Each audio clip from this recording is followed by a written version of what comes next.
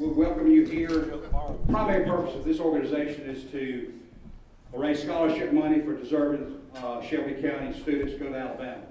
And this chapter has increased the scholarship 7 to 15 in the last 2 years, and it's because of our sponsors, our scholarship donors, and you members out here. So we really appreciate it.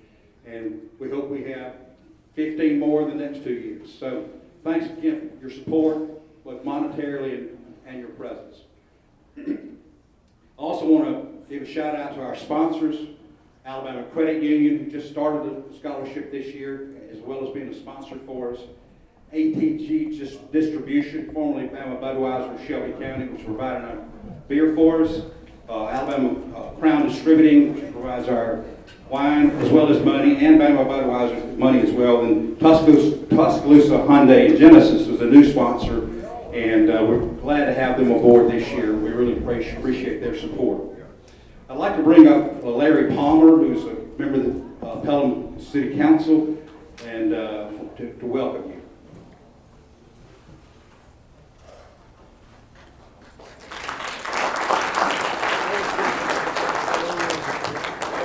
Thank you so much. I'll be brief. I just wanted to come up and say a few words. What a group. I know Mayor Waters usually carries this duty, and he had a conflict tonight and ran into him a couple of days ago, and he said, "Hey, I need a favor out of you."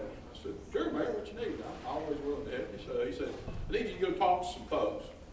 And my history is I'm out of the police department. I retired from the Pelham Police Department. I was 35 years with the Pelham Police Department, retired as the chief, so I thought he wanted me to go talk to somebody. So I thought he wanted to go talk to somebody that may needed a little guidance. And he said, "No, I need you to go talk to a room full of Alabama fans." I said, "Oh, okay, I'm there." Because, hey, guys, I'm Alabama through and through now. I'm telling you, so that's not a problem. I got the keychain and the whole. So I said, "Yeah, that's no problem. I'll be glad." I said, "I can go up there and say 2 words, and then we're done." And that's Roll Tide, y'all. But we do want to welcome you on behalf of the mayor and everybody in the city of Pelham. We want to welcome. I started to say welcome you here, but welcome you back because you've been here before. So welcome back to Pelham. We appreciate you coming, and we love to have you. You know, we've been associated with Bama hockey for some time, and we love the fact that they call this facility their home. So we're hoping for great things here in the future for Bama hockey. Before I get too far, I do want to recognize someone here tonight. I saw him earlier, Kenneth Passion. Kenneth. Stand up, Kenneth. Yeah.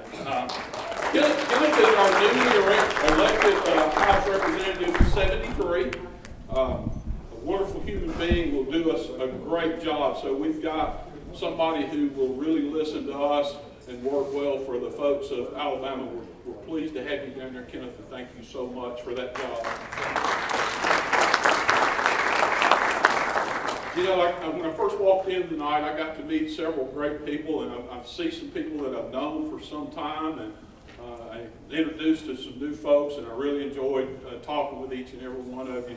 A great crowd, and we really appreciate that. You know, I got a chance to go over here and meet the people from the Bryant Museum, and that was such a pleasure. You know, I went through the museum some time ago, but you kind of, when you get to my age, you kind of forget. So you need to go back from time to time, and it's been a while since I've been down there. So I made the point to, I checked it tonight, I've got to go back. So be sure, and we thank you so much. And then I got to meet the guys from the Bama hockey table, and like I said, we're just thrilled to have them here in Pelham. And then, of course, then the ladies from the Ollie program. And what a program. I just learned about this program a few days ago, and it's an amazing program. And I really wish that you would visit that site. I think it's a great program. I'm a big believer. I love sports, and especially when it starts in the Little League and then up through school and through college. Because to me, in my years as a career police officer, I saw so many troubled teens and kids. And, you know, I asked myself a lot of times, what can we do? and it didn't take me looking very long to say, you know what, if these kids were involved in sports, sports is where it's at. Get them in an organized program. They learn good character. They learn good work ethic. They learn responsibility. They learn more than just the game. They learn how to be a decent human being. And folks, this day and time right now, that's what we need. We're in trouble in this country and we need a lot of help. But we've got to start with our youth. That's who's going to take care of us tomorrow. So sports means a lot to me, and so I'm just thrilled to be here in the room with you guys and the support of the Alabama, and it's just a wonderful night. So if you need anything, I'm sitting right over here. You know, if you get a ticket, I can't help you. See Kenneth. If you got a complaint, see Kenneth. But no, everything should go fine. If you do need something or we can help in any way, please. I know a lot of you come from this area. I'm just tickled to death that you're here. If I can ever help you, just look on the city website. I'm there. That number that I have listed on my website is my cell phone, because if you call me, I'm going to talk to you. Now, it may take me a day to get back to you. Right now, my calls are numerous, but you will get back. I will get back to you. So please call me if I can ever be of help to you. And again, thank you so much for having me, and I'm looking forward to the night. Thank you so much for being here. I do want to recognize our exhibitors. The Ollie program is a wonderful program. Just moved to Shelby County from Hoover and Shelby County from Vestavia. I encourage you to look at their material. We all can stand to learn something as we get older. They've gone now, but the Alabama Hockey, urge each of you to go by and look at their stuff. They've got some great stuff, and I encourage you to come out and watch it from time to time. It's a lot of fun if you've not been before. And then the Bryant Museum has always been very supportive of our group. We appreciate you being here. They've been involved in the filming of our last two events with all the quarterbacks we had 3 years ago and the defensive backs we had 2 years ago. And of course, you can go on YouTube and see that. And Bryant Museum has kept it. That's there for perpetuity for anybody to see the rest of it any time. So and we're certainly appreciative of the group of guys we got here tonight. So we're in for a lot of fun tonight. With that said, I'd like to introduce Dr. Bill Bomer, who is the University of Alabama Museum Director. Bryant Museum is now under all the museums. So, by the way, if you're a member of the National Alumni Association, you get into the museums free.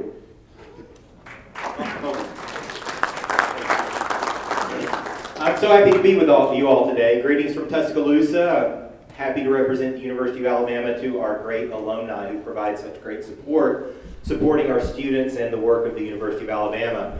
Yes, we are happy to have the Bryant Museum as part of the University of Alabama Museums family. I'm just going to take a couple of minutes to tell you about our university museums. I think most of you are familiar with the Bryant Museum. You might be familiar with some of our other museums and not realize that we all work together as part of a very strong museum system. Many of you have probably been to Moundville Archaeological Park. It's owned and operated by the University of Alabama and part of our museum system. I was the director there for 16 years before I became director of the University Museum 7 years ago.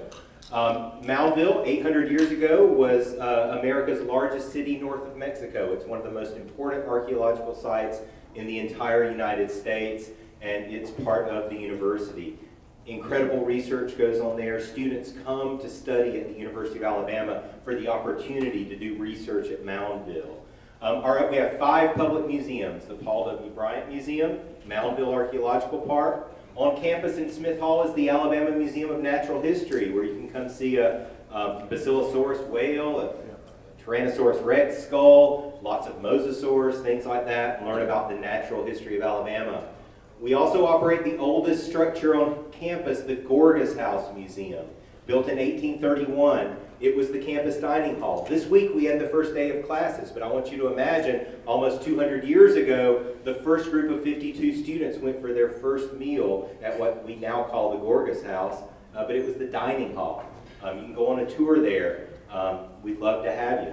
We also operate Tuscaloosa's local history museum. The city contracts with us to do that. The Warner Transportation Museum on Jack Warner Parkway. So I invite you to come visit our museums, but I also want to mention we have 3 other departments besides those 5 public museums. If any of you fans of our television show, Discovering Alabama with Dr. Doug Phillips, usually I find people all over who like that nature documentary series that's won 4 Emmy Awards. It's been on for 40 years. We have well over 100 episodes. It's used in every public school system in the state, and it's a fan favorite on Alabama Public Television. We just had a show on Alabama fossils. Watch for new episodes coming up. We also have 2 research departments. The university museums, we bring in over $2 million in research grants and contracts every year to the University of Alabama in archaeology and biology. But we have the Office of Archaeological Research and our Department of Museum Research and Collections. We provide great opportunities for students to gain experience in museums and to work in research. We have 50 students enrolled in our Graduate Museum Studies Certificate Program.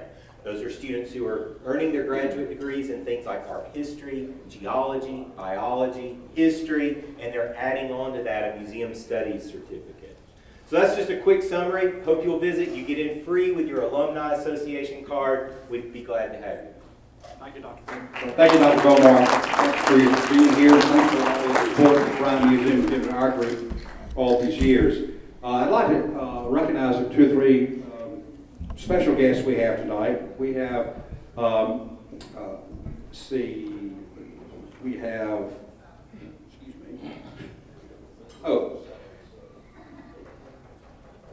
Mandy White, this is president of the National Alumni Association, is with us. Would you stand, Mandy?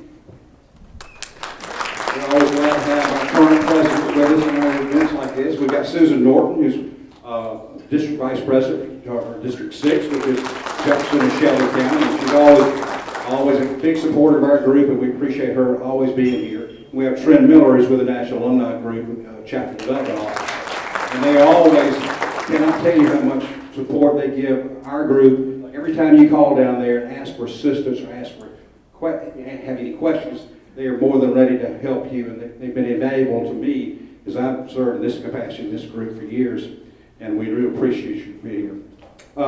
Now, as I mentioned earlier, this organization is about scholarships, so I want to bring up Christy Hudgens and Randy Shealy. Randy is our scholarship chairman for the Shelby County chapter, and Christy is the recruiting coordinator for Shelby County and other counties for the university. So let them give you all a little spiel about why we're here.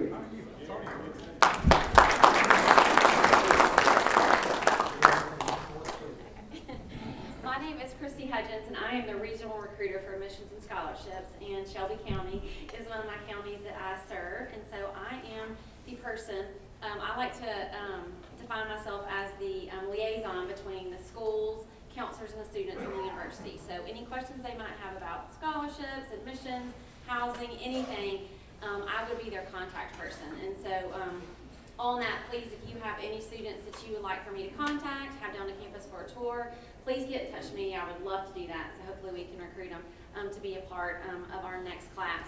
But I thought y'all always like to hear some of the statistics about our classes that we bring in. We don't have the statistics on the class that currently started yesterday, but will the 1st of September. But last year, and this year's class is bigger. We have over 7,000 freshmen on campus this year, and about 2,500 of those are in-state students. So we had a really, really good recruiting year all over. And every statistic that I'm about to read to you, it's higher this coming year. So, for example, 2020 freshman class, it was 6,507 students with an average high school GPA of a 3.83. High school, of the 6,500 students, 42% of them had a 4.0 or higher GPA. And then 40% of that class scored a 30 or higher on the ACT, and we had 221 National Merit Scholars. And so each of those numbers has increased for the freshman class that just started yesterday. So we are really still we're getting quantity, but we are not sacrificing quality for that as well.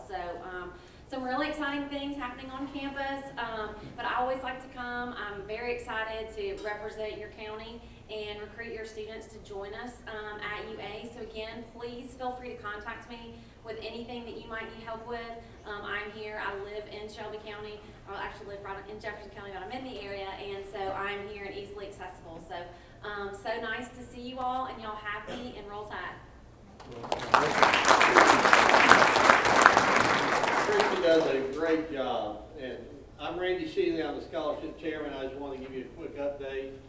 I know we haven't had a lot of events in the past couple of years, but that doesn't mean the chapter hasn't been hard at work. 2 years ago at this event, we had 8 scholarships and $231,000 in our scholarship fund. Now we got 13 scholarships, and the total is more than double at $480,000 in our scholarship fund. In 2019, there were $32,000 in contributions to our fund. In 2020, for June 30th, 2021, we've had $78,000, and the university matched that 100% this past year. So we can't do this without your membership, without sponsors, and I just want to recognize some of our scholarship donors, because this chapter has endowed more scholarships in the past year than any other chapter in the National Alumni Association. We're really proud of that. But just a few of our scholarship donors. Shane and Julie Hill in the back have endowed 2 scholarships. Jim and Carol Aldridge is over here managing the tables. They endowed a scholarship. Alex and Pam Morton over here at this table started one. Ken George did one in honor of his dad this past year. David Bowell over here, he endowed a scholarship.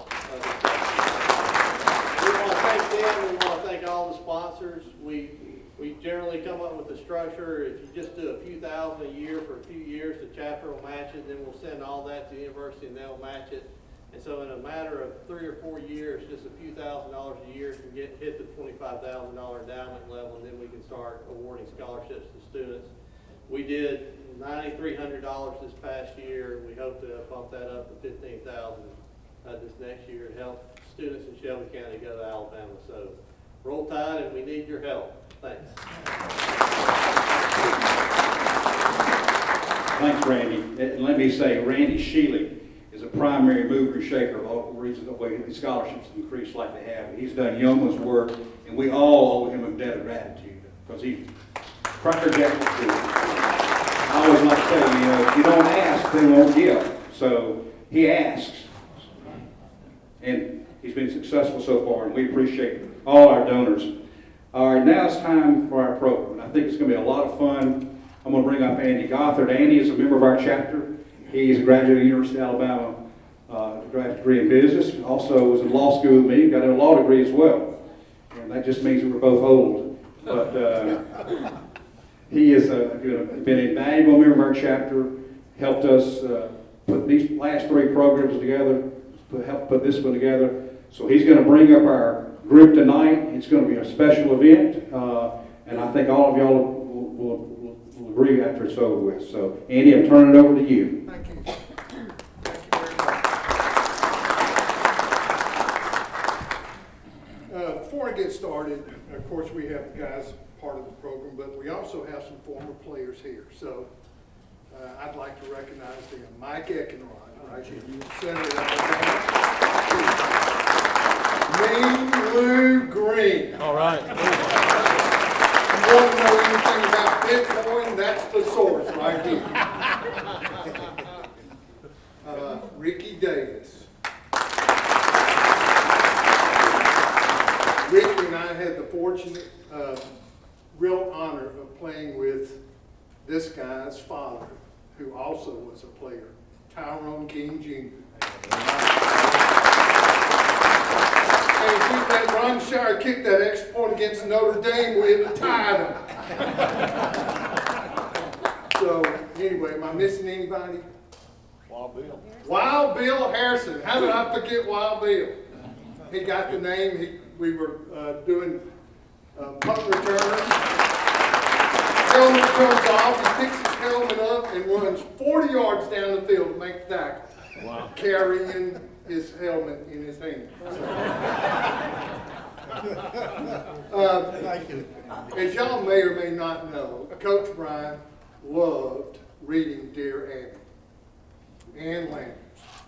And he would come into the meeting every day, most every day, and he would read a clipping of Ann Landers to us. It's true. And I've started collecting those types of things too. And now I have a manuscript that has 75,000 words to it. And Lou would say, Andy, you don't even know 75,000 words. But I'm often asked, what is your favorite quote? And for tonight, it's this. It is, at the moment of commitment, God's world conspires to help you. You'll see why this is important here in a little while. Because how else can a guy from Como, Mississippi show up and win a national championship and go on to play for the Indianapolis Colts? Or how about a guy from Jackson, Mississippi who wanted to kick for Alabama, but rather than kicking, turned out to be an author, a TV sports broadcaster, and a lecturer at MIT. How about that? Or a guy from Murphy High School. Played on 2 national championships, never lost an SEC game, and later played for the Green Bay Packers and Pittsburgh Steelers. Or a guy from Gomer Pyle's hometown who became a national champion, all SEC, and finished 3rd in the Jacobs Award, only to have his high school teammate finish 4th for that same award. How has that ever happened? Or a kid from a one-light town in North Carolina who became a national champion as well as an icon for a play called the tackle eligible pass. Or a guy from Sidney Lanier who played both ways. Who has ever heard of that anymore? Winning 4 national championships, coaching some of the most iconic players you have ever heard, was a head coach. And now if you have a condo, you want to buy a condo at the beach, go see this guy.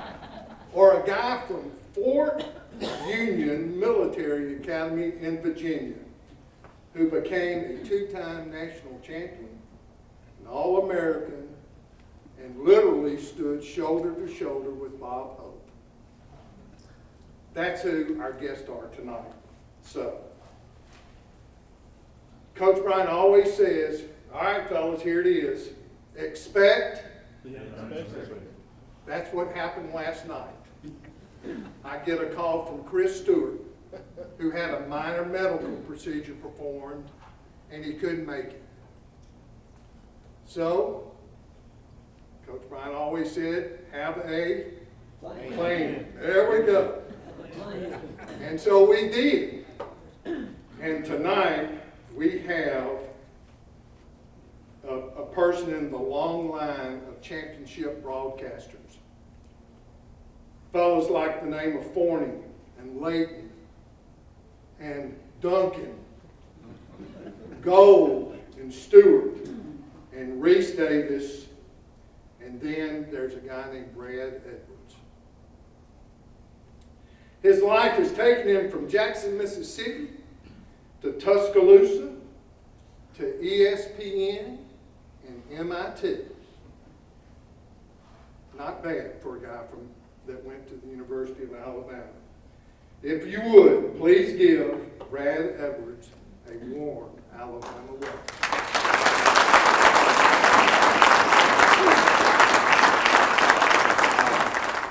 start by saying that I was not the most likely guy to end up as a student at the University of Alabama. I grew up in Mississippi in the 70s. My dad went to Mississippi State, so I was unfortunate enough to grow up a Mississippi State fan. And I have to confess, as I sit here in the presence of a few people who played in this game, that in the 1979 Sugar Bowl, when Penn State was knocking on the door with the chance to tie Alabama or possibly beat them at the end of the game, and wasn't able to do it because of the famous goal line stand, as an 8-year-old in Mississippi, I cried because I was sick and tired of watching Alabama beat everybody. I just wanted somebody to beat them. And Penn State was so close and they couldn't do it. And that was just the way it was for everybody in the SEC in those days. And in the process of some recent work that I've been doing that I'll tell you about later, I looked it up to see if my memory of Alabama's dominance in the 70s was accurate or whether it was one of those big fish stories. And I saw that from 1971 to 1979, Bama was 58-3 in the SEC. Think about that. Right now, from a numbers standpoint, there are few things that Coach Bryant did that Coach Saban hasn't surpassed from a numbers standpoint. We can argue all day over differences in eras and whether one's better than the other one and all that. But Coach Saban has not had a run like that in conference play. He's dominated, but not to that extent. So that is incredibly impressive. And unfortunately, I was on the wrong end of it as a kid. But as I grew older, I wised up. And as a senior, I decided, you know what, Mississippi State's not my place. I hated Ole Miss, so I chose Alabama. As Andy said earlier, I planned to walk on at Alabama as a kicker, not as a football player, but as a kicker. Make that clarification. And I was flagged by the compliance department because I had an academic scholarship. And they said, we just want you to know, you can be on the team, you can go out there and practice, but if you ever play in a game, you're going to lose your scholarship and have to pay it back to the university, because if you don't do that, you would have to count as a scholarship player. And we're not going to have 2 kickers on scholarship. They already had Philip Doyle. I knew I wasn't going to beat him out for the first 2 years I was there, but I thought after that I had a chance. And I was like, you know what? I'm not going to do that to my dad. Risk losing my scholarship because it was really important to us. So I said, okay, I won't walk onto the football team. And the guy asked me, well, have you ever heard of sports information? No. He said, well, it's basically the public relations wing of the athletic department. He kind of explained what it did and said, would you be interested in that? Sure. So I went by and I talked to some people there, and they were nice enough to give me a shot. And from day one of my freshman year, I was working in the athletic department as a student assistant, was not given anything important to do. But a couple weeks in, I was asked by the head of the department, who was going out to football practice to deal with the media afterward. He asked me if I'd like to come along. Of course, as a freshman, I'm like, yeah, let me go out to football practice. So this is Bill Curry's last year, 1989. And I go out there, and practice has just ended. Curry's got the team gathered around 2 days before the first game of the season. So it's Thursday. And he says, men, you have a chance to be as good as you want to be. You could win the SEC. You can contend for the national championship. And someone who grew up a Mississippi State fan, those are 2 words I had never heard before, national championship, okay? And my eyes got big, and I'm like, I'm in the right place. This is the spot for me. And so, it wasn't hot air either, because as some of you may remember, that team started off 10-0 and got up to number 2 in the nation. And the freshmen on that team ended up winning a national championship just a few years later when they were seniors. And so Alabama was a great place to be, and I was there at the best time you could be there between Bryant and Saban, because from 89 through 94, and Tony was on most of those teams, those were really good years, and I was working in a role where I was helping out the media who would come in and work with the team, and that included ESPN, which had 3 games in prime time in the 94 season. And so I got to know their producer, who was basically their #1 producer for college football. And for whatever reason, he thought that the notes that I generated for the team were better than what he would get from the other teams. And the next year, I was no longer working at Alabama, I was actually working for the Birmingham Barracudas. How many people remember that? One season, 1995, Birmingham Barracudas of the Canadian Football League were here, and I was the assistant PR director for that team, but they were doing the Alabama-Tennessee game, and the ESPN crew called me to talk to me about the Alabama team, because that's how much he liked the way I thought about stuff. And so the Birmingham Barracudas folded. I was waiting tables at Chili's in Wildwood, like over Lakeshore Drive.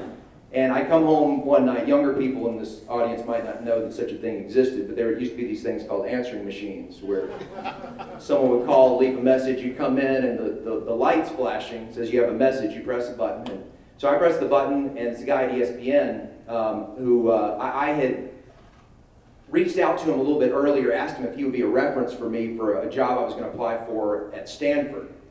And he said, look, I know you were looking at that Stanford job, and I'd still be happy to make a call for you, but if you're interested in working at ESPN, we just created a job that I think you'd be perfect for. We're looking for someone to be in charge of information for all of our game broadcasts, and if you want it, just let me know.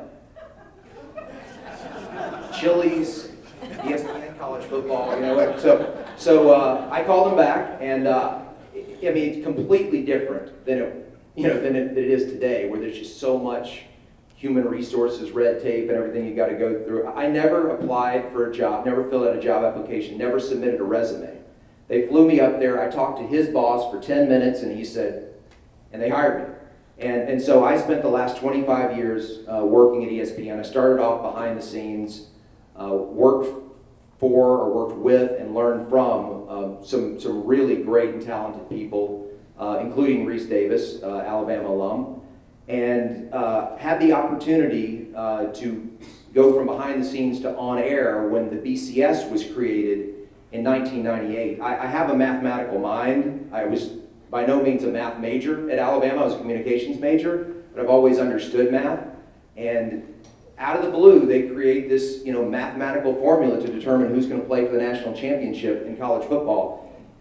I don't think there's a sport anywhere else in the world where something like that's happened just out of nowhere. You just change the way that you're going to decide who plays for the championship, and it's going to involve math and computers and all that. Well, it just was in my wheelhouse, and they were listening to me talk about it, and they could tell that I understood how this whole thing worked and could predict what was going to happen next.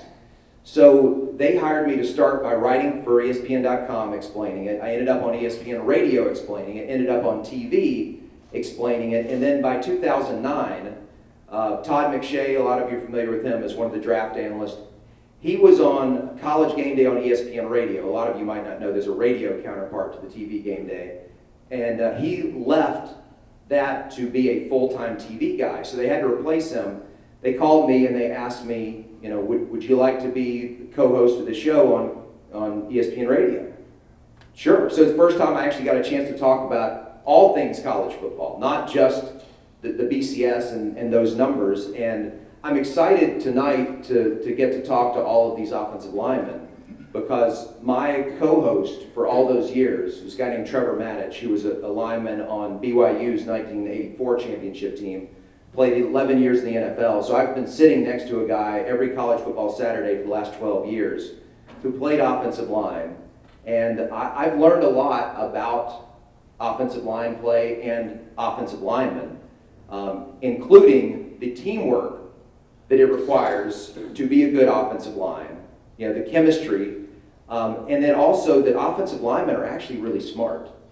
They have a bad reputation. and so I have a lot of respect for you guys because I've had to spend a lot of time with a guy who was really bright and was really good, and it has just been part of my education of college football. And so I was very privileged to be a part of 2 years ago ESPN's celebration of college football's 150th anniversary, and as we went through the history of college football, I was able to contribute a lot of what I learned about Alabama football, because I was at Alabama when the Centennial came around in 1992, and was able to learn a lot of things that have really served me well over the years. And I'll just pitch in one other thing, which you look at the way that Alabama football is dominating right now, and you would think that what could you possibly say about that that's negative?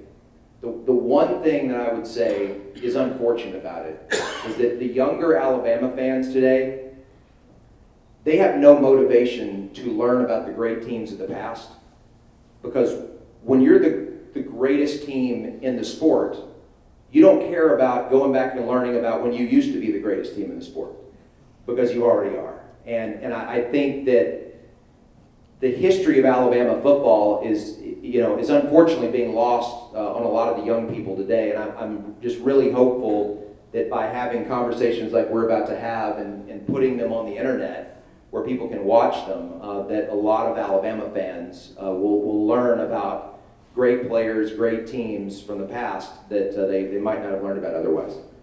You have a book, and he has 22 copies for sale here tonight. But it's an analytical book that basically explains the dominance of Alabama football.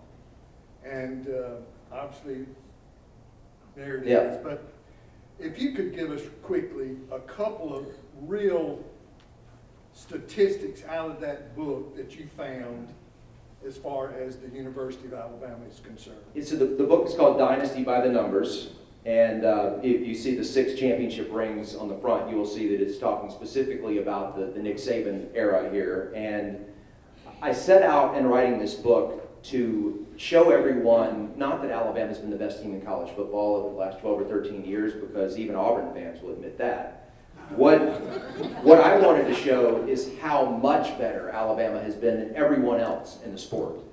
And in the process of doing that, what I discovered, and this is related to all the work that I did on the 150th anniversary of college football, that for a period as long as this, what they've done is unprecedented. There is no program in 150 years that has performed at this level for this long. You might have Yale in the 1800s that had a similar winning percentage and mythical national titles for that long, but there was no NFL that they were putting players into. There were no polls that they were ranked number 1 in, and there were no stats that survived. I don't know if they were even kept, but if they were, they didn't survive, where you can document the dominance on offense and defense and all that stuff. So that's really what this book is about. And similar to what I just mentioned to you, one of the things about the Alabama fan base right now is everyone is rightfully spoiled.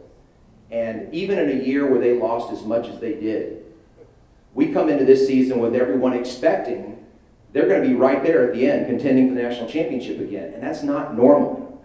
When you lose the types of players they did, and we've seen them do this year after year after year. And so I just think there is a lack of appreciation of greatness because everyone's numb to it. And whether it's when you read this book for the first time or whether it's 15 years from now when someone takes it off the shelf, I hope that everyone will be able to appreciate how amazing what these last 12 or 13 years have been, because we're not going to see anything like it ever again. I mean, whether at Alabama or any other program, because the rules of the sport are kind of set up to keep this from happening. And yet it's happened anyway. And of course, the truth of the matter is, and Nick said this before, that he didn't make Alabama football. Alabama football was great before he ever arrived. It was great before he was born. And the guys here are a big part of that. And so that's why I'm excited to be here. Did we call a great audible substitute? Brad,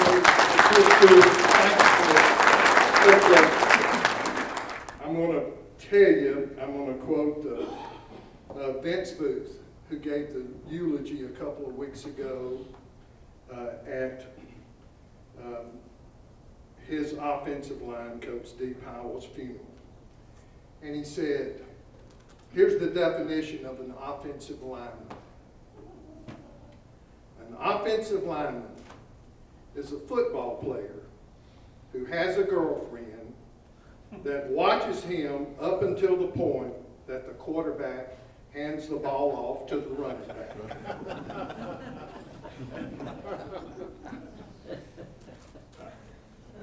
Y'all are in for a treat tonight.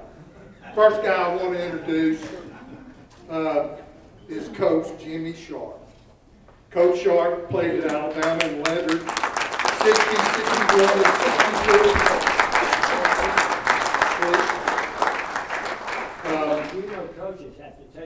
book. Come on up here. Can you give me a help? I sure can, you bet.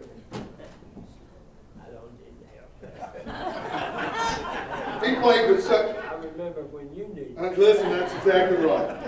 He played with such players as Billy Neighbors, Leroy Jordan, Pat Trammell, John Olinger, Jack Rutledge, Bill Oliver. They won the national championship in '61, and they just beat the crap out of Auburn and Tennessee. The next one is from a little town in North Carolina called Sparta. Played, lettered in '65 and '66. His story, which we're going to get him to tell tonight, about how he got to Alabama is going to blow your mind.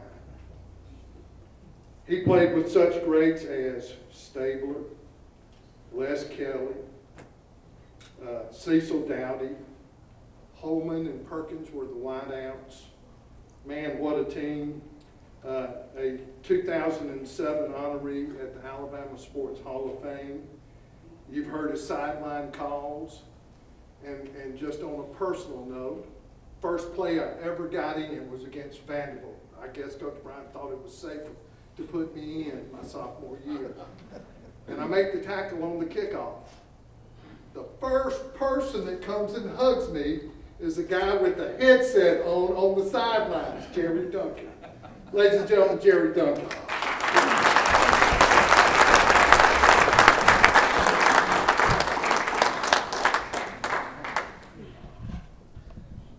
A member of the 1973 National Championship team. Played with greats as Wilbur Jackson, Terry Davis, Johnny Musso, Scott Hunter, John Hammond, John Mitchell, Jim Craw, Sylvester Croom, and Buddy Brown. Buddy. Oh my goodness. Went 3-0 against Tennessee and 2-1 against Auburn. Like I said, won the national championship in 1973. Was all SEC in 1973 and played for the late great Tom Calvin at Sylacauga High School. None other than my teammate, Steve Sprayberry.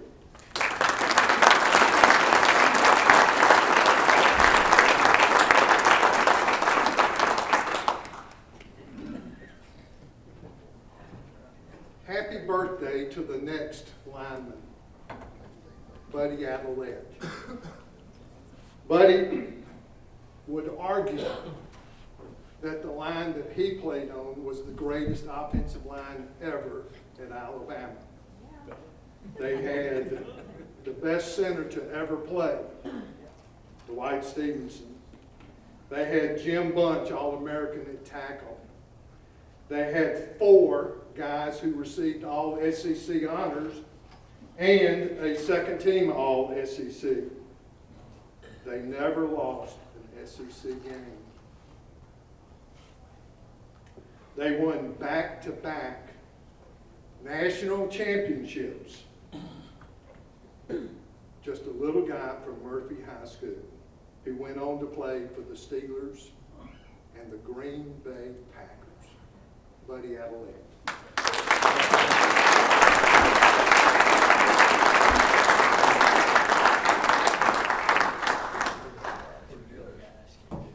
Okay.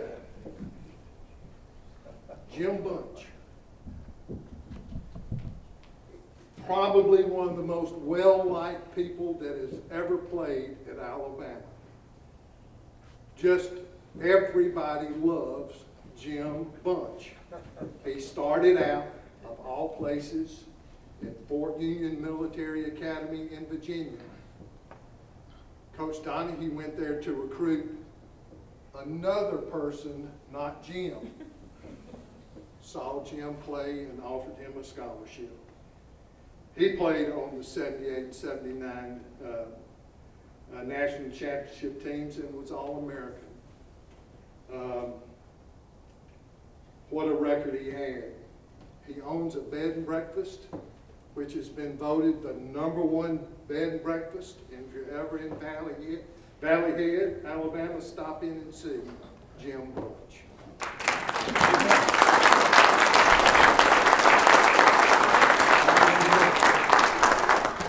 Okay, the 92 team, our last one.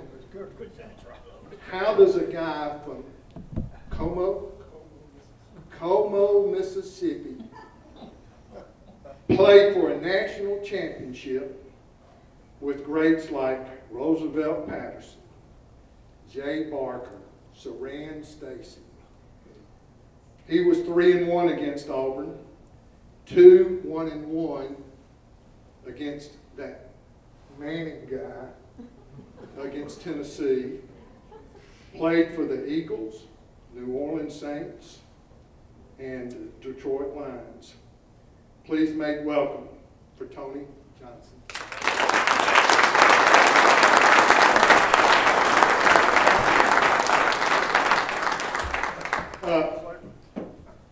I did some pre-interviews, called these folks and talked a little, and we have that other mic. Okay, yeah. What I wanted to do is, the stories I heard are just legendary, and I wouldn't want this night to pass without them getting recorded. So the first one I want to talk to is the elder statesman, Jimmy Sharp. And I want you to tell them about your first days at Alabama, when you got a coaching job, how much Coach Bryant paid you for your first coaching job. That's a whole lot. Yeah, I know. So have at it and be quick. Well, in 1958, Coach Bryant didn't spend a lot of time. Coach Bryant didn't spend a lot of time with freshmen, and I was like a lot of players. He didn't meet with us, I guess, till the second or third week. He wanted to see what you could do. Golly, playing for Coach Bryant was different in those days. All these guys came along. We were the trailblazers, and they came along, and Mike and Bill and everybody else afterwards. But you found out real quick that he was very demanding. There's a lot of similarities in his playing and what Saban does. He wants to make sure if you're going to quit, you quit in practice and not in the game. He wanted you to give everything that you had. He wanted you to get a little bit better each and every day. And each and every day, he did not like mental mistakes, mental errors. How many times we've all heard every big game is going to be lost by 4 or 5 big plays. We've all heard that.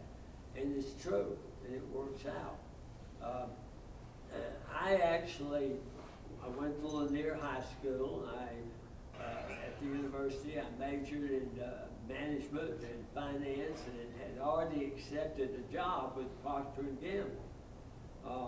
And during the spring, the seniors were out there helping, and I was sort of running the defense against Coach Stalin's team, or running the offense, and we were having good success and hooping and hollering. And evidently Coach Bryant saw something, because he called me in his office and said, "Have you ever thought about coaching?" I said, "No, sir." He said, "Well, I want you to think about it."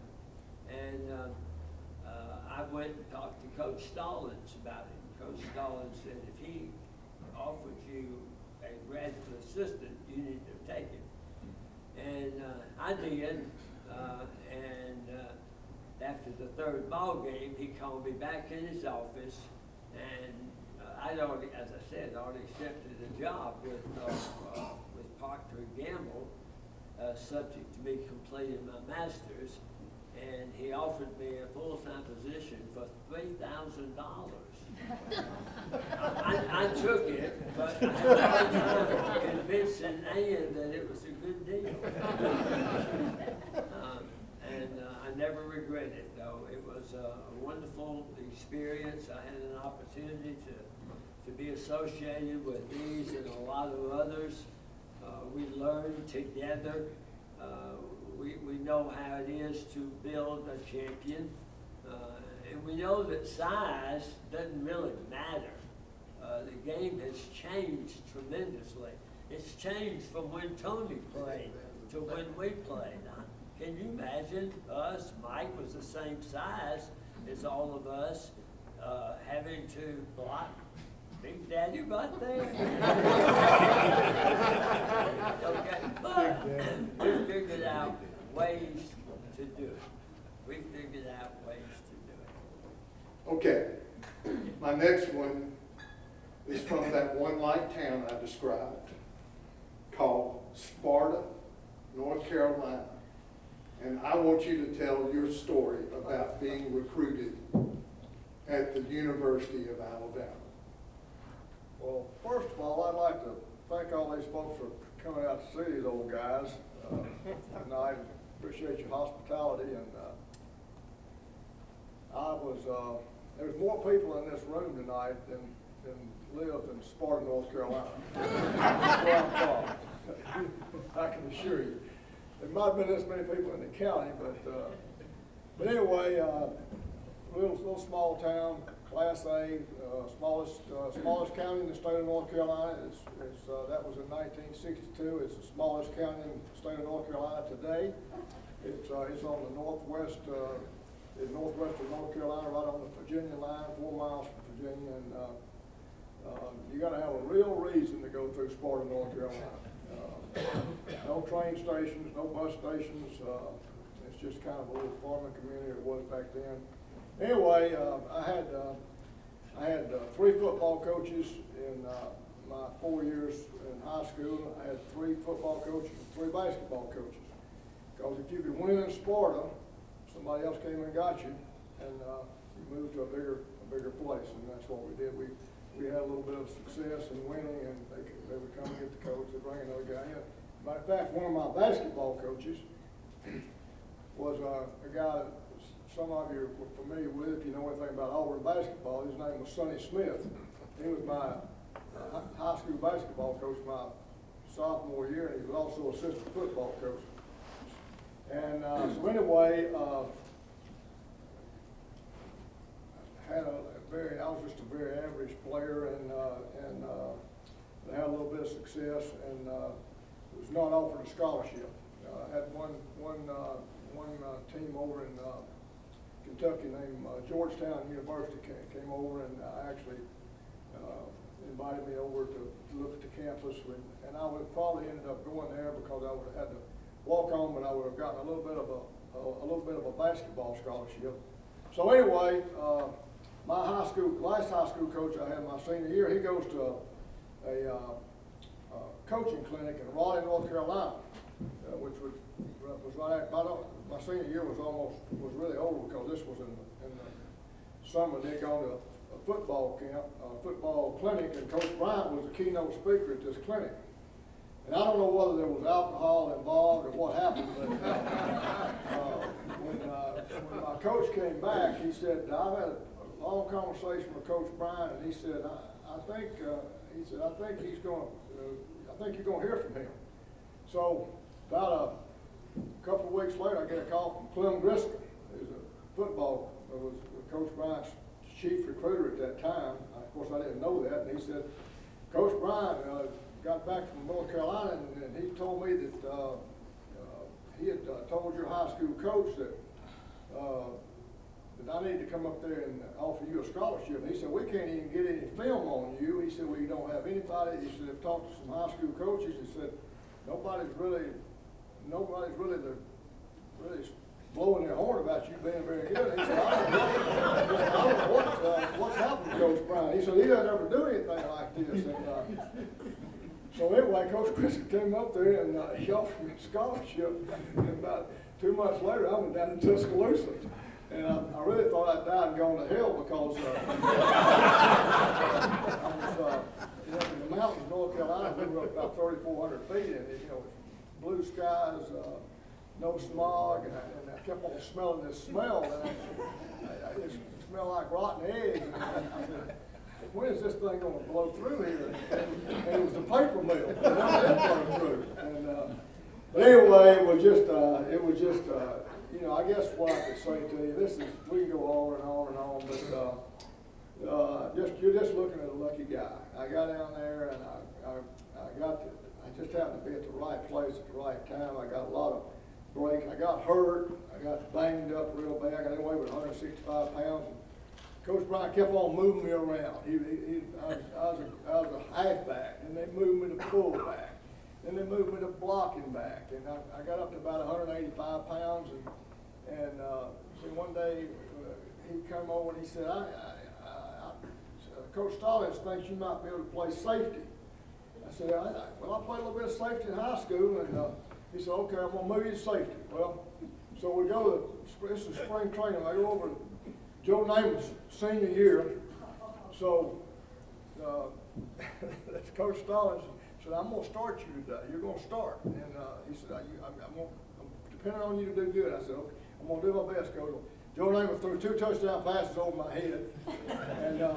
And the next day at practice, Coach Stallings came up to me and he said, do you know what Coach Bryant said to me this morning in the staff meeting? And I said, no, sir. He said, Beebs, you must have been stone drunk when you thought nothing could play safety.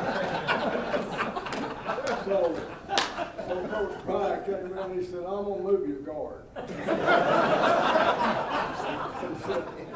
So anyway, that was my sophomore. Well, I went through a redshirt year, and that was my sophomore year. That's when Joe was a senior. So then we got beat by Texas in the Orange Bowl in '64. So I played a little bit. I was in the kicking teams and stuff like that, but I didn't play enough to let her. So anyway, get back and we start in the spring of '65, and I'm not doing very good. I'm struggling. 185-pound guard, and of course everybody wasn't anybody real big. People 220, 215, stuff like that. But anyway, so I'm getting ready. I'm going out on practice field, and Coach Bryant came up. He was going out this way, and I ran all the way around here because he didn't want to get too close to me. So he saw me and he said, "Okay, hey Duncan, come here." He said, "I'm changing my mind about you." He said, I need a backup tackle. I was already on the 3rd, 4th team, so he said, so I figured I was going to be a 3rd string. So he said, I'm going to move you to tackle. He said, you go down there and you tell Coach Snellenberg that I said I'm going to move you to tackle then, and that I am, that you're his responsibility. I said, Coach Snellenberg, I go down there. So Coach Snellenberg, I said, Coach Snellenberg, Coach Bryant just told me that he would move me to tackle and I was your responsibility. He said, no. He must be trying to get rid of me. I said, no, I don't think that's it, Coach. I said, I think it's so he said, I'm going to try to save you. So anyway, fast forward, come back to the start of the '65 season. I come back in August, and I was listed as 3rd string tackle. So you have to run a mile. First thing you do when you get back, you have to run. 1st string tackle didn't make the mile. Coach Bryant told me I'm not giving you a uniform until you make the mile. The guy quit. 2nd string I go up to 2nd team. I hadn't even get on the field yet. Go out on the 1st day of practice, and the 2nd string tackle, who's now 1st, blows his knee out. Old Duncan's number 1. And I don't know who was more worried, me or Coach Bryant. But anyway, I'm finishing this up by just saying, you all are sitting in front of a guy that's just the luckiest guy in the world. And I've been in Alabama now since 1962, and the greatest people in the world. I had the opportunity to work on the radio and be around. I saw these guys. Speaking of Bunch, I think he's been eating some of that food up there at that restaurant he's working at. He's looking good. This guy down here is a football player. This one here is, I know every one of these. I saw every one of these guys play. I was on the broadcast team with every one of them. And this guy here coached me, so I'm just glad to be here. One more, just quick note. What happens in 2007? 2000, oh, yeah, okay, yeah, I mentioned this. In 2007, I was fortunate enough, some way, shape, or form, I got voted into the Alabama Sports Hall of Fame. And I think tackle eligible had a lot to do with that, but a lot of other good things happened, I guess, along the way. But anyway, 2007, Sonny Smith, my high school basketball coach in 1959 in Sparta, North Carolina, who went on to coach at several basketball schools, but most of his coaching success in college really was at Auburn University, where he coached for 10 years. He was inducted in the Alabama Sports Hall of Fame the same evening, and I was just thrilled about that. He's a great guy, and he's a great friend, and just great. Thank you. Thank y'all. Thank you, everybody. Let's see you, everybody.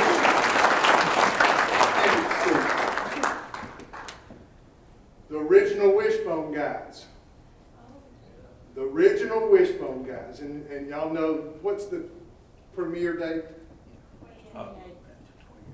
28th of August. 29th. There we go, Coach. Yeah, Saturday week. That's exactly right. Listen, I want to ask you a couple of questions. Your experience with the Wishbone, and then I want to ask you about Wilbur and Sylvester and Mike Washington and George Pugh, and listen, I'm in the dorm, and I had never heard Coolin the Gang or the Ohio Players until I met those guys. Tell us a little bit about that. What you want first, Wishbone? Wishbone.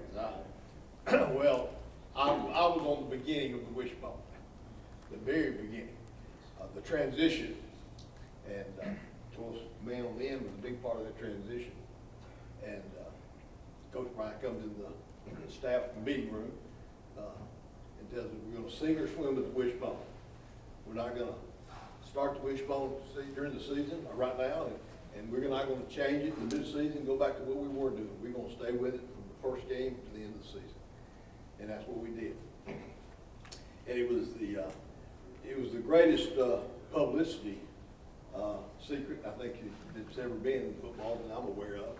You couldn't do it today. Social media would keep you from doing it today, but nobody was to talk about what we were doing. Don't talk to your mother and daddy about it. Everything was a big secret. And Skyriders came out on the practice field. Linemen, they didn't know the difference. We keep doing what we're doing, but you know, they got out of the wishbone formation to do that. And I want to mention Terry Davis because he set the standard for the rest of the quarterbacks that ever played in the wishbone. I mean, he was masterful with it, and I really believe he sets the standard for it. There were other people that were better passers. I'll give you that, but I don't think anybody executed the wishbone better than Terry Davis. And for me personally, it was I'm going in my sophomore year. I'm fairly certain I'm not going to start, but as Coach Sharp said, we're trying to find people who want to be on that airplane, and I want to be on that airplane. And so I was working hard to be a backup second string lineman, and did that. And of course, my sophomore year I think was a real experience of just preparing me for the next 2 years of starting. But playing with John Hanna and Jim Croft, Buddy Brown in '72, and then Buddy and I continued on in '73. But if I keep talking about the wishbone, I think some of the greatest things about the wishbone memories that I have would be some of the greatest come from behind wins we ever had. Would be at Tennessee in my junior year in '72, when we scored 2 touchdowns to beat them was a tremendous feeling. And, you know, Tennessee was a test, okay? Coach Sharp preached it as the Tennessee test. I started every game to the Tennessee, but I don't ever think that Coach Bryant accepted you till you had graded a winner against Tennessee. I mean, it meant that much to him. But, and then my next year, we got a similar situation against Georgia and had to make 2 great drives at the end of the game to do that. But you know, the wishbone was perfect for us at the time, and I think it remained perfect for us for the next 10 years of what we needed, what we could accomplish with the personnel we had, especially at the beginning. You know, especially at the beginning. John Hanna could do anything.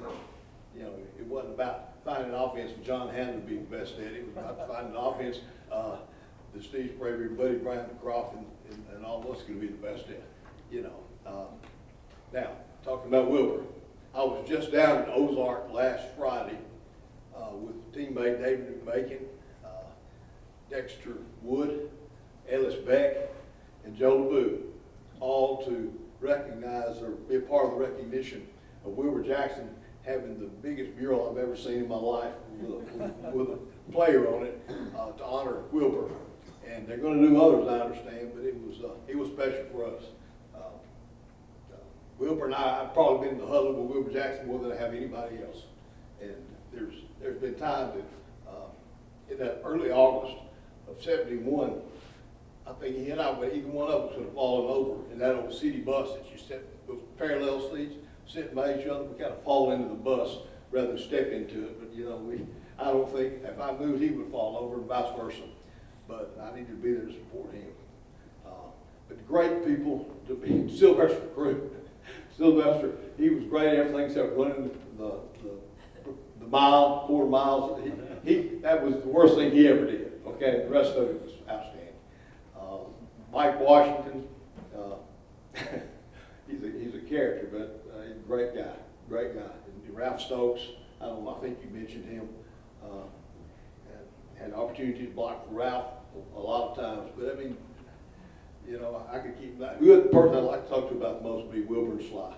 You know, great players. Well, I have one more I want you to talk about. Okay. What does this guy mean to you? Well, that guy was probably the reason I played. You know, he told me one time after I played, he found similarities between the two of us as a player. Maybe it's because we weren't the most talented. I don't know about him, but and I know you can't compare me to John Hanna.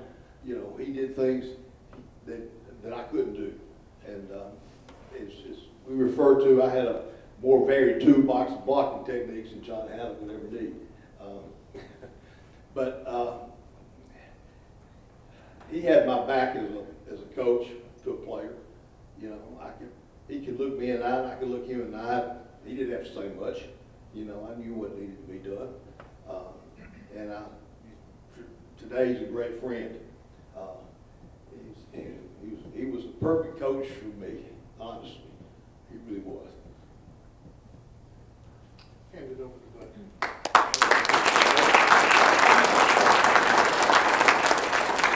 Well, finally got a good looking lineman in here. Right, Becky?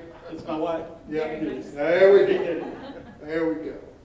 Listen, I want you, and as we say when we're not with the crowd, bunch, to talk about the Penn State game and the game against Woody Hayes. And one of them can take one game and one can take the other, but Against Penn State. Yeah, let me ask you, since he played a lot in the Yeah, I got Ohio you. State, I let's got do it you. that way. You want to go first since that game was first? Let him have it. Yeah, talk about that game. Well, you can't mention the Ohio State game until you talk about being Lou Green. Lou had this technique after a play. If we were doing real well, he would do the ugly elbow, like this, in the back of somebody's neck, usually a teammate, not an opposing player. But we had this other offensive tackle. He was the left tackle, And I was graced the first 2 years I was at Alabama because I was the tallest offensive tackle. Because we had KJ Lazenby, who might be 5'9" 3/4, and then David Sadler that next year, 5'10" and a half. I'm all of 5'11" and something. But it was so funny because it was short yardage. And David Sadler runs up to the line of scrimmage, and we're already beating Ohio State pretty good. He pointed at the defensive tackle. He said, "The ball's coming right here." Excuse my four-letter word. And there ain't a damn thing you can do about it. And he backed it up. I mean, it was a tremendous. We beat. I think we beat what, 36-6, Lee? 35. 35-6, and we'll give them that 1 point. That's okay.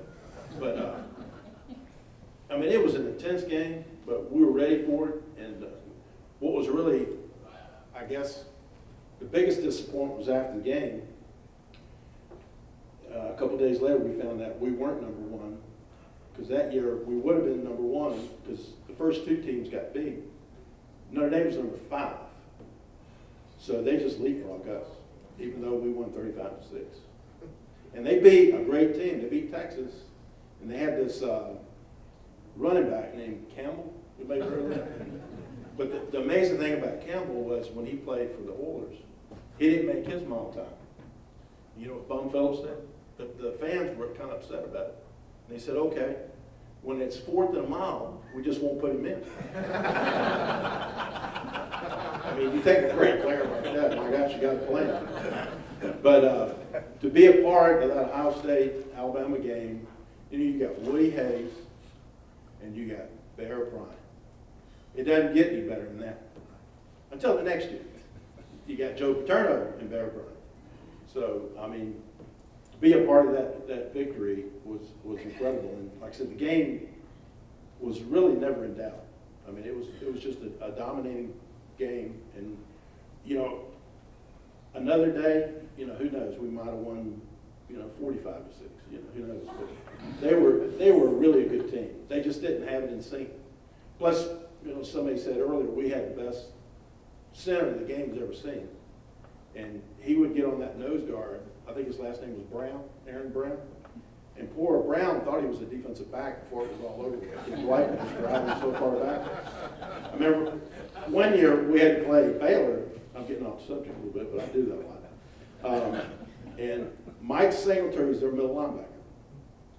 So it was probably, who was the guy that was the scout team guy that portrayed Mike? I'm trying to remember his name. Russ Wood. Poor Russ Wood. I mean, he was like, what, maybe a freshman, sophomore at the most? And Dwight would hit him straight up, and me and or Buddy, back then you used your head a lot. That was legal. And the tackle would hit head-to-head against Singletary, and like by the second quarter, he hyperventilated and had to leave the game. He was so frustrated he couldn't make a tackle, and that was our strategy, that was take him out of the game. But you know, the amazing thing to me about, and I'm getting off the subject again, but Coach Bryant would practice certain plays all year round. And he would never put it in the game except for one special game, which normally was Auburn.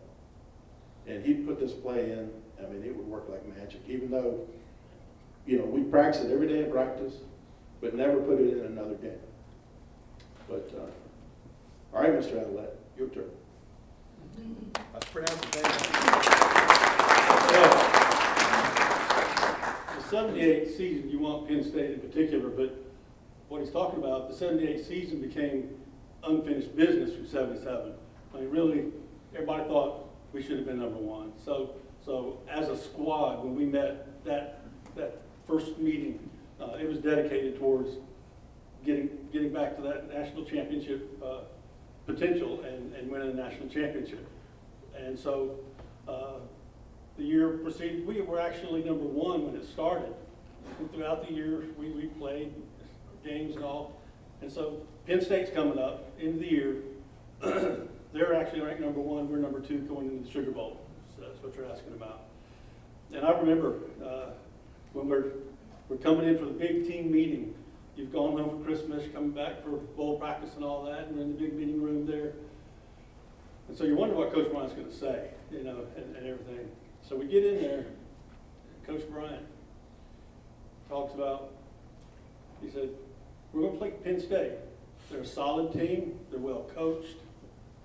They're big, fast, great defense, good offense. Special teams are solid. Actually had a very good kicker. And he said, and then there's us.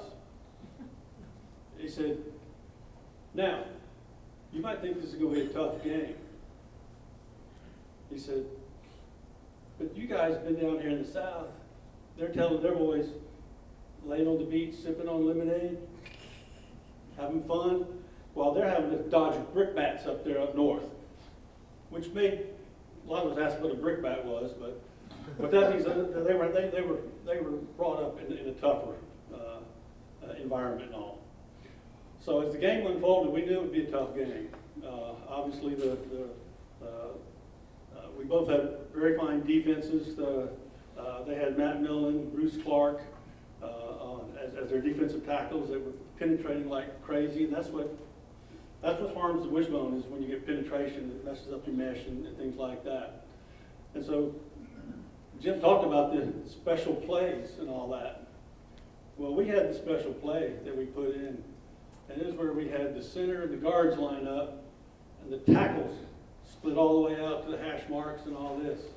And we had a couple wrinkles off of that. Well, we never ran it, and we did it some in practice and all. Well, second half, we come out, first time we possessed the ball, we called that. We split out and all that. Nice game. Flag, comes back. Left tackle was not up on the line of scrimmage. And that was me, of course, split out there.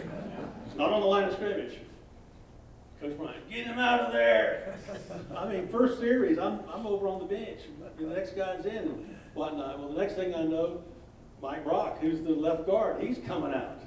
And we're both sitting there, it's the biggest game of our life.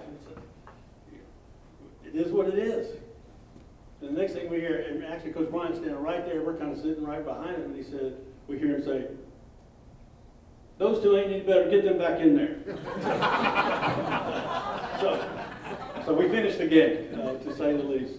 Of course, everybody remembers the goal line stand. Most people think it's in the last minute of the game, and it was great, but it was actually about, I think, 6 minutes to go in the game. And probably the greatest play that I consider that I've seen, it was on second down, I guess it was, when the back came out of the backfield. Don McNeil's covering in the back of the end zone, comes off, this guy makes the tackle. Saved the touchdown. I'm not going to say saved the game, because we were both, I mean, it was a defensive game back and forth. And I mentioned that they have a great kicker. They never got in field goal range. They never got in field goal range. So that being said, you know, obviously we won. It was a close game, 14-7, low scoring, fought game. Again, we were voted in as national champions, and it was brought up a little bit earlier talking about, you know, national champions not having a playoff. You have to be voted in, and mythical, I think, was the word for it. And I get kind of tired of that sometimes too, because it's almost sometimes a little harder to win a mythical one when you have coaches that you play against voting and things like that. So all that means, because players want to play and play it off, so it was never anything like that. But great game. It was just again, you feel blessed just to be part of an offensive line. You're just you know, one part of it. And I was very fortunate myself. And I will tell you, they talked a little bit about recruiting. When I was a military brat, so we moved to Alabama when I was a freshman down at Murphy. We moved from Texas, and actually, junior high days, I was very fond of Texas. They never recruited me, and so I went to Alabama. And what's happening here lately, I look at Texas and say, and I've told that story to several friends, that if they had come calling, that's probably where I'd have gone. That or Mississippi State, because my high school coach played at Mississippi State. There you go. Okay. This was 30 years of Alabama football on this stage. And I want you to look at something for just a second. This was a lineman in the 60s. That was a lineman in the 60s. That's a tackle in the 70s. That's a tackle in the 70s. That's a tackle in the 70s. The biggest guy on stage is a pass catcher in the 90s. Tony Johnson. That would be a tight end, literally and figuratively. But most importantly, the best athlete on the field. Tight ends do it all. You're a receiver. You're a running back. And most importantly, if you play for Gene Stallings and you're running Mal Moore's plays, most of the time your hand is in the dirt, and people like Mr. Duncan, who says, I saw every game you played, all he's doing is looking at your butt.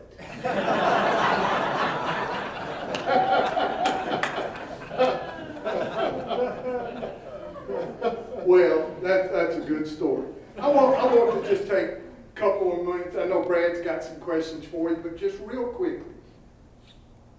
Best game you ever played in and the worst game you ever played in? When I think of Alabama and what Alabama is all about, I think back to two games that stand out. When I was a freshman, Coach Bryant told us, like I'm sure he told all the rest of them, I watched you practice. I like what I see. I've got a plan. If you'll stick to the plan, if you do what I say and don't quit and give extra effort every day, before you leave, you'll be national champions. I heard that. I'm from Montgomery. Auburn had been national champions the year before. That didn't mean anything to me. We go to Tennessee. I'm redshirting in 59. We go to Tennessee in 60. We're playing up there. We get behind 14-0. And we're in the locker room. Coach Bryant's not there. Managers, coaches are talking. All of a sudden, the door kicks open and he comes in like he could do from time to time.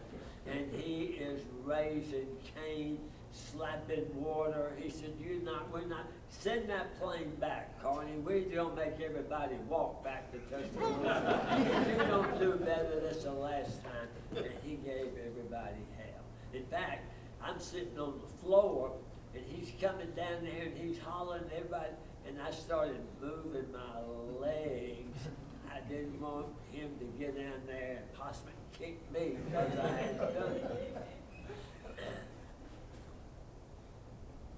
We go to Atlanta to play Georgia Tech in November. We are behind at halftime. Same situation. Away game, being down. Coaches, trainers, everybody's against the wall. Coach Bryant's not in that locker room. All of a sudden, he comes in, he slaps his hand. We got him right where we want him. And he started moving right. Managers, get over here. You could feel the atmosphere in the room change. This is what he was talking about. And of course, the story is there in the fourth quarter.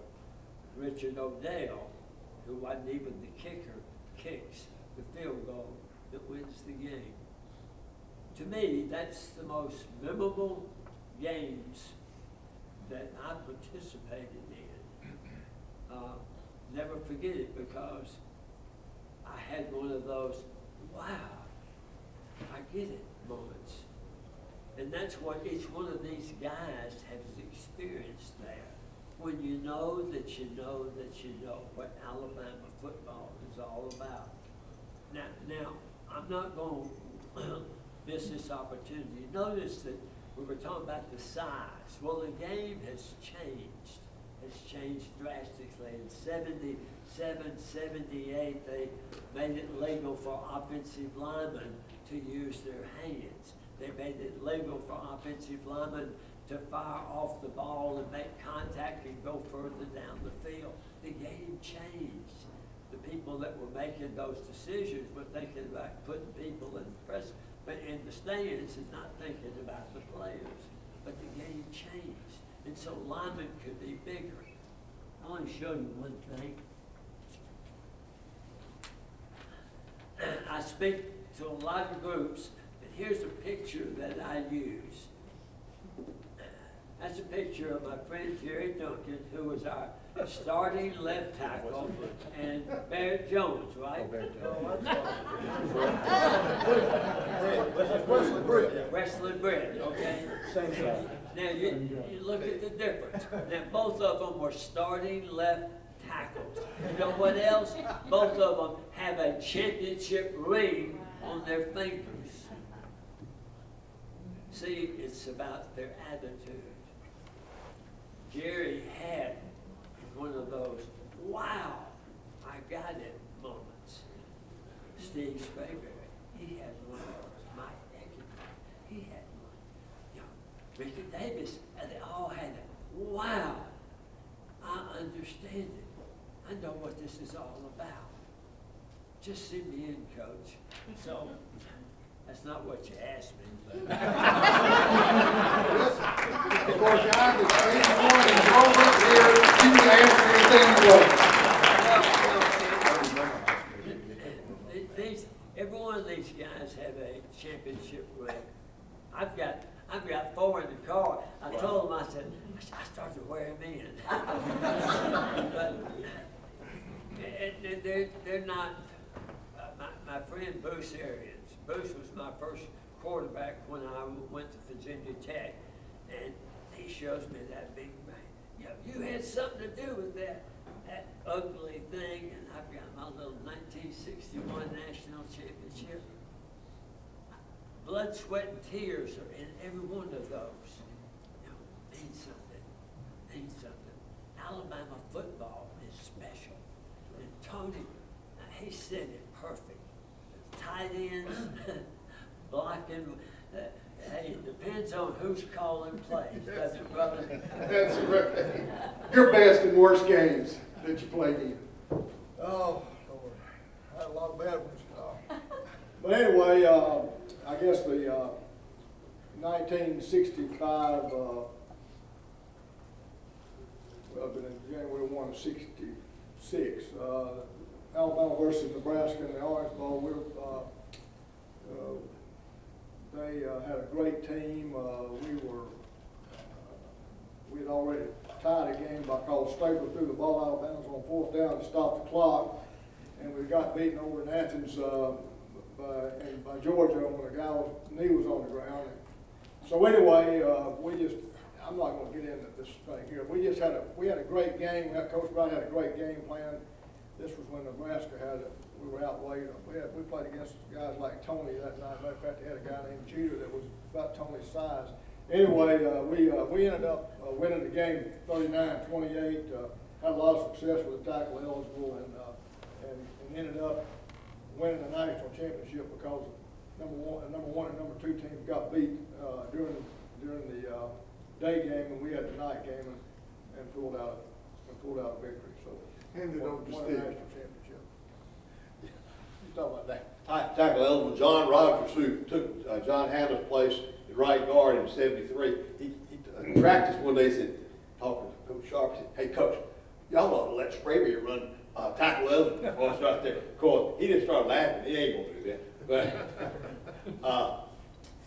one of the things Coach Sharp here always told all of us from the very first game all the way through, right before the game, he said, the greatest feeling in the world is in the 4th quarter when you got them and you're driving the ball and you own it.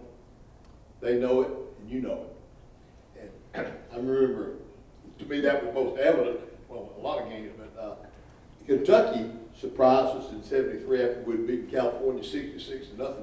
They jumped out 14-0. And we going to halftime 14-0. Coach Bryant says something to the effect, he said, you know, a lot of people think you guys are much special. They think you're a special bunch right here. He said, I'm glad we're in this situation. He said, we're going to find out how special you really are. So we went out, Willie Shelby ran the kickoff back, turned over to the offense. And my mother called me the next day and said, Birmingham, you said, Coach Bryant said, you and Buddy Brown started knocking people off to the side and running up the middle. So I said, well, I'll take it.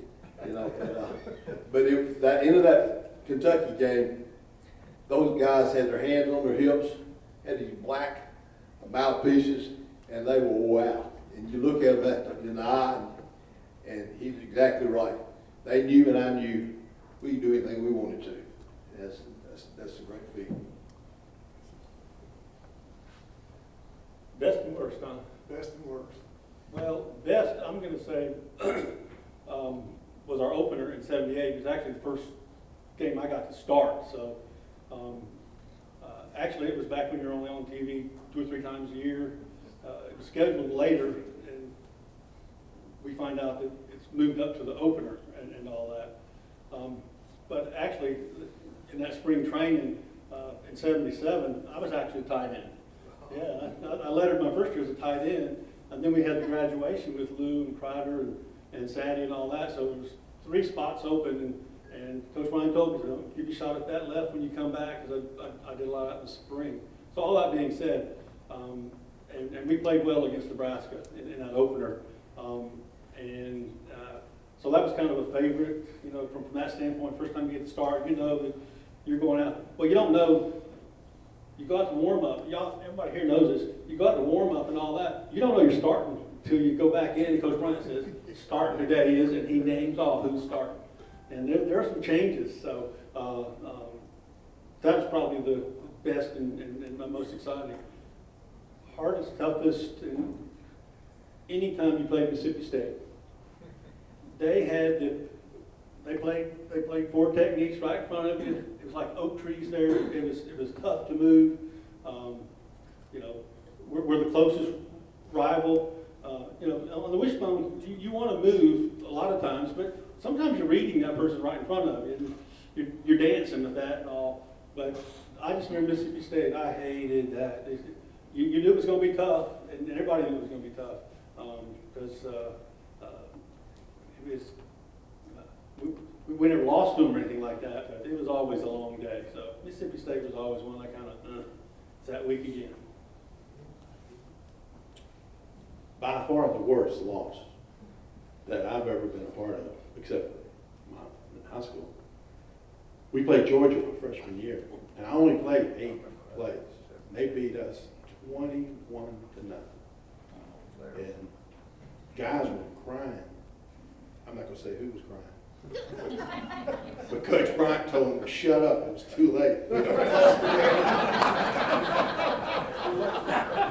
So this is what's funny about it. I mean, it's funny, but it's sad.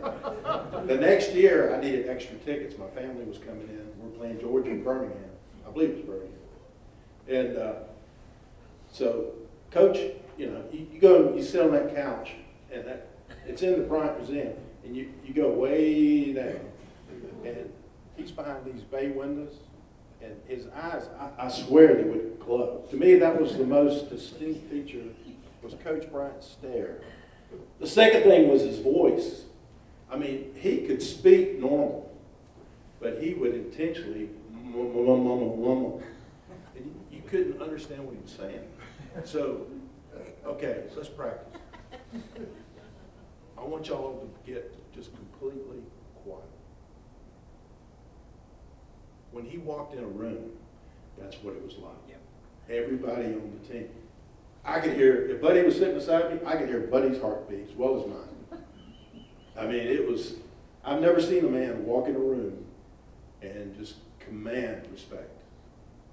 But, I mean, he gave it all he had. You know, he said that when I quit coaching, you know, I think I'll croak. That's what he said. And within a month, he had passed. That heart was just worn out. Those cigarettes probably didn't help either. He smoked those non-filter. When you sat in his office, I guess it was intentional, but he would chew on that cigarette, that non-filtered Chesterfield, and he didn't intentionally do it, but some of those tobaccos would get on your shirt somehow. Project across the room. It was unbelievable. But that Georgia loss, oh my gosh. So the next year I go in to try to get extra tickets, and Coach Bryant looks at me. He goes, "You didn't do too well last year, did you?" Well, we're in the hotel room the night before, and they're throwing keg parties outside our hotel room. Somebody told them where we were at. We went out in the hall, took our blankets, took our pillows, and that's not the reason we got beat 21-0, but it was horrible, When Coach Bryant asked me, "You didn't do 12 last year," I said, "Coach, I only played 8 plays. Yeah, this guy named Lou Green that was playing in front of me, he was pretty good, But anyway, I said, "Coach, I graded out a 68. A 60 or higher is a winner, 60%. And he pulls out this big book, no lie. It's like the book of life. It's like, Y'all remember that book? I mean, it looked like an album. It was so big. And he found that date and he just put it all over like that. Like, you were getting ready to go through the pearly gates, and yes, you passed or you failed. We got to sit you down. So he goes, "Yeah, you're right. How many tickets do you want?" So he said, "Let's go." I can't do it. Let's go. And selling us tickets. So I bought the tickets. But my whole junior year, Buddy was talking about his best game was Nebraska. That was probably my worst game because I got hurt and I messed my Achilles up. And I went from running a flashy 4.9 to a 5.25, which is probably a step and a half I lost. But that whole year was like one injury after another. By far, the best games were the national championship games. When we beat Penn State, not that it was my best game, but it was my best game for the team. And that's what Coach Bryant was all about. It was the team. Coach Saban recruits the best players in the country, and he gets them. And he's a great coach, no doubt. But he's the best recruiter any sport has ever seen. He gets the guys. That's the first thing he said when he came to Tuscaloosa. He said, "I'm going to get the guys." That's what we got to do. He actually told Mount Moore that. So, all right, good enough, thanks. Hand it over to Tony. All right, so He's got his own. best game, team-wise, because this is how we played. It was always about team. That would be 1992 against Mississippi State. Mississippi State that year had the largest offensive and defensive line in all of football. That included the pros. Our team was built on speed, and finesse and discipline on offense. But on defense, we were built on speed, on the ends as well as in the backfield. So we played Mississippi State at Mississippi State. It's a night game, and they are pounding us. We are going to lose this game. But we knew these are big guys. They have to wear out at some point. So this is when the Monday afternoon runs, because after every practice, Coach Stallings walks to the other end of the field and he starts blowing his whistle, and you run 15 110s after practice every Monday. So this is when we knew it's going to be our stamina to help us win this game. And it was. The bigger, heftier guys at Mississippi State started to fail, and we won that game. That was the best game. But the worst game for me was we won the game, but they had put in a play for the tight end, just for me. It was just for me. Roll out, catch it, score. We were playing Vanderbilt in Tuscaloosa, and all I have to do is don't get excited, keep your eye on the ball, catch it, run in and score. It's wide open, take my eye off, drop it, the entire stadium says, "Oh." And Coach Stallings proceeds over and he says, "You're a tight end on my team. You don't get many opportunities to catch the ball. But when you do, you catch it. That was the worst.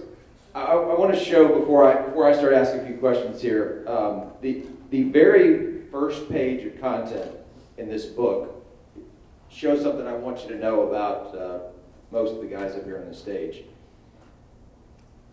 It shows in the history of college football the shortest spans needed to win 6 national championships. And if you look at it, there are 3, the top 3 are shown here. The shortest is right here, which is the last 12 years. 6 and 12 years by Nick Saban's teams. The second shortest span in college football history is right here, also colored crimson, which is 6 and 19 years by Coach Bryant's teams. Okay, the third one is Notre Dame with a collection of coaches over 31 years that managed to win 6. So the 2 greatest stretches belong to the University of Alabama. And 5 of these guys were a part of one of those. Tony, you're the one who wasn't, but obviously you were part of the national championship. So I want to start by asking you this question because you played. All of you played before there was an official national championship game. Some of you did have opportunities to play in 1 versus 2 bowl games where you knew whoever won is the national champion, no doubt. But yours was a unique situation. That's pretty official. Oh yeah, no, that's yeah. It's not called the national championship game, but everyone knows it is when it's 1 versus 2. It was called the championship. Well, yeah, they yeah. We're getting into technicalities, and you're killing me on this because.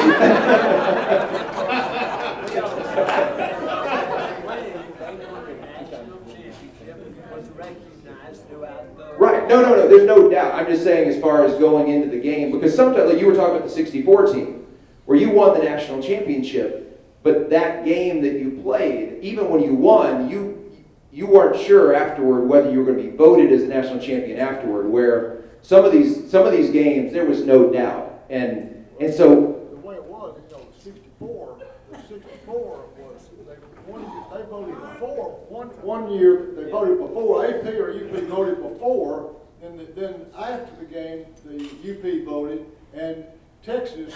yeah, I'm sorry, I said 64 was the year they voted before, 65 was the year they voted after. Yeah. That's the reason it changed. Right. And so, but during those stretches in the 60s and 70s, Alabama was one of the powers in college football. And if Alabama ever was an underdog, it wasn't by much. Tony's game, 1992, they're playing against a Miami team, which was one of, if not the power in college football at that time. And the country is saying, no chance. It's 1 versus 2, but 1 is so much better than 2. We just hope it's a game into the second half. What was that game like, and what do you still remember the most? Because that was a game that Alabama, I would say, were in control at halftime, but Miami very early in that game knew that they were in a lot of trouble. They did. Remember, that year we had one person out of all the voters who voted that we would be national champions. One and only one.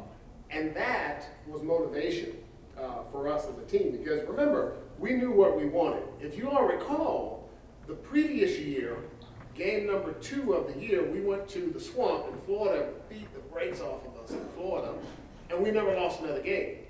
But going into the 1992 year, this is what happened. We got the grays, the bottom grays and the top, and it was a T-shirt, and this is what it said. It said, "Back to basics." So that entire year was dedicated to fundamental football. No mental errors, but proper steps, proper hand placement, proper hands, everything fundamentally sound. And we knew we were excellent because of that, because we were taught that technique never fails you. Technique never fails you. So we knew that Miami had no shot, but most importantly, we knew that we were motivated because there was one and only one, but there was actually 2, and the second was the team, who knew that we could and would beat whomever we played that year. So we were always confident that it was going to happen. They were outmatched, outwitted, out-hearted, out-everything. I think there are a lot of Alabama fans who are my age who aren't old enough to remember the 60s and 70s, even with all the success that they've had in the last 12, 13 years, still say that that's their favorite Alabama game of all time, because one of the rare times that no one gave Alabama a chance. And that's why it still resonates with people today. Well, then and now, just never bet against Alabama. Well said. Russ, as a coach Sharp, I want to ask you, 1961 national championship. We look back on it now and we see a championship team, and a team that dominated, especially on defense that year. But to get to that point, there was building over a course of years. A lot of people don't know this, is that 1955 through 57, Alabama won a total of 4 games. It was not a good program when Coach Bryant took over. And so you were a part of that process of building it up from not very good to being the best. And these guys kind of took that and ran with it for a couple of decades. What was that process like? And what were maybe the most significant things that allowed the program to go from what it was to what it became? Well, as I mentioned a little while ago, Coach Bryant had a plan. And that plan, if we would follow that plan, would get us to the winner's circle. And if you would stay, you would win or be a winner. And it was hard. There were people that left every night because they did not want to follow the plan. They would, but that's life. They don't want to work hard enough to get the reward.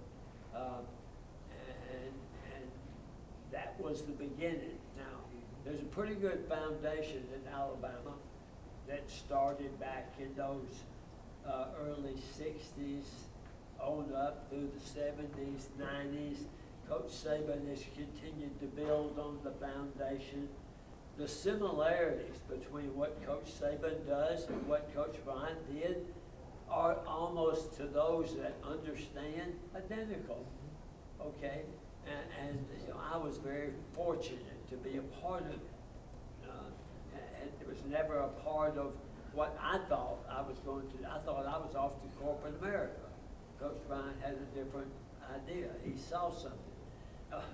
He moved Jerry. He was trying to find a place for Jerry. Now, I won't tell the story about that. So he moved into the offensive line. Now, Coach Bryant was notorious about coming into the staff meeting and say, I'm going to move so-and-so. Somebody that didn't make it at the other spot, he'd give it to me. Don't feel slighted. Danny forward, tight end, all this, all that. Can't make it.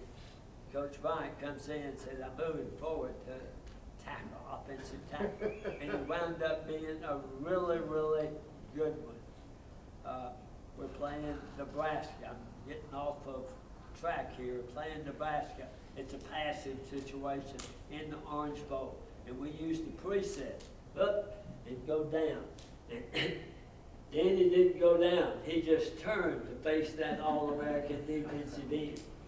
We thought complete the pass, touchdown. Danny, why didn't you go down? He said, Coach, everybody in that stadium knew we had to throw the ball. He did too, and I wanted to make sure that I got it. So, I don't care who says we are officially or unofficially, we know who the winners are. We know the national champions. I think Coach Saban has done a tremendous job, but these guys did too. And being a part of that, we could go on and on and on about those early years in the wishbone, and we don't have enough time for that, but it was awesome. It was awesome. It was a wonderful thing. me apologize for addressing you guys by first name, because I was raised to say Mr. to all of you, but just for the sake of identifying you for the crowd. Well, that's what my mama calls me.